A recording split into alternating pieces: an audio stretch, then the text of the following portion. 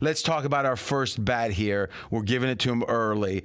I like, and you like this too, it's not a coincidence, I don't think, is we like over the team total Kansas City, and that number is 31. Mackenzie, can you check the latest on that to confirm? Yeah.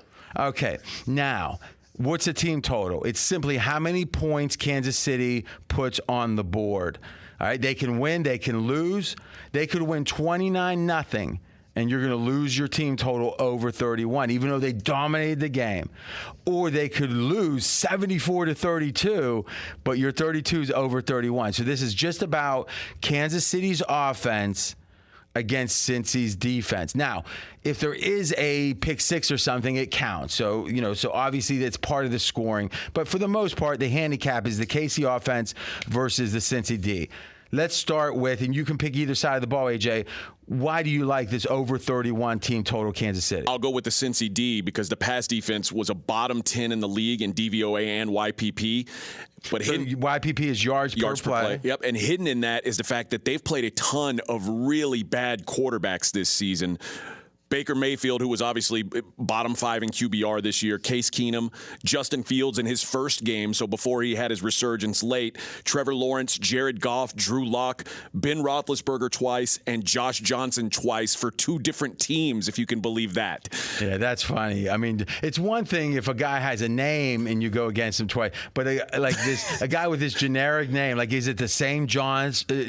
What's his name again? Josh Johnson. Is it the same Josh Johnson? I don't know. And you know what? It doesn't matter. And they had 3 games this year against elite quarterbacks, Mahomes, Rodgers, and Herbert. Let's slow down. So how many games was there against these? Because there's some quarterbacks that's in the middle, right? We can debate who's where, but these are clearly bad quarterbacks. And how many were there? 10. And what was the net effect of those games? I mean, they had some success in those games defensively, but the net is they played the bottom of the barrel quarterbacks. So it's one thing to look at strength of schedule, right? That's level 1.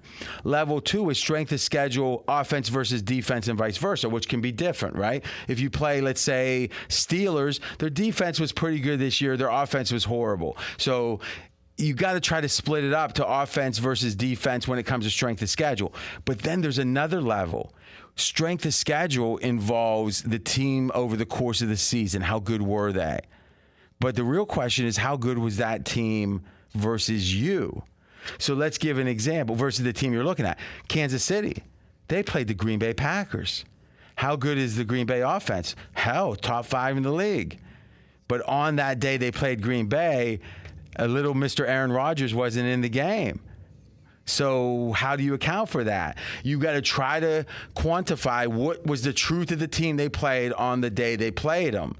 Right? Josh Johnson played in 2 different places, right? But he's bad in both. So I think it's very fair to say those 10 quarterbacks that Cincy's defensive face are about as bad as any 10 you're going to run across, which means they probably had a easy strength of schedule. Their defense did against opposing offenses, even more than maybe the stats would say because of the backup quarterbacks. And the stats aren't great. That's a good point. Now, let's look at against the really good quarterbacks. Now, this is Cincy's D. Who falls in that category? Patrick Mahomes, Aaron Rodgers, Justin Herbert. And what is that? What's that combined into? The average line for those quarterbacks, 26 for 35, 305 yards per game, 9 touchdowns to 1 pick in those 3 games. Okay, so not good for the defense. We got Patrick Mahomes here.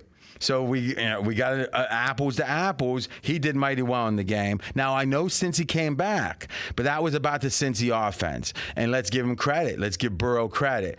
And the defense loses. Is it on a Gakwe? On a Gakwe. Yeah, Gakwe. That wasn't bad. Thank you. Yeah. No, I'm saying what I did. Oh, yeah, yours was good. You're the professional broadcaster. That's the given. I think we're both in that category. Well, maybe, but I try to lower expectations. Okay, every day I try that. So here's what we'll say. He's key. And to me, when you got is it Hendrickson, the guy who's he's banged up. He's playing though. He's a full go. Playing, but what I'm saying is he's probably less than 100%. You got a key player out. It's not like the Cincy defense was hurt and now they're better. You'd make the case it's a little vice versa, right? Now here's something else, and we talked about this yesterday, but it bears repeating. Is Kansas City in pregame warm-ups to the game against Cincy? they had Brown, the tackle they traded for from Baltimore, hurt himself in pregame warmups. So it's one thing to have a key lineman out in the game. It's another thing to prep all week, think you got him fine, and he, at the last minute, can't play even one down.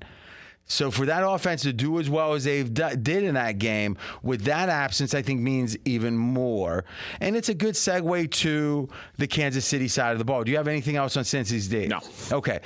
If we look at the season stats, Kansas City's offense is good, but they're not as good as they've been at various points, or let's say various other seasons. I would say across the season, KC had more troubles in offense this year than last year and the year before. Okay, so why bet them over? If you look at this team, after they kind of figured out how to handle that soft defense, you heard us talk about it 4 or 5 times this year, the 2 high safeties, the soft shell, it's make them beat you with a bunch of 7-yard plays instead of the big plays is how Kansas City has been defended this year. Now, how is it that Kansas City adjusted to it? Well, initially they really didn't too well. And they had a bad run. And Mackenzie, see if you can pop those numbers up if we have them from the EPA accumulation that we had talked about. So expected points, do you have that at your fingertips?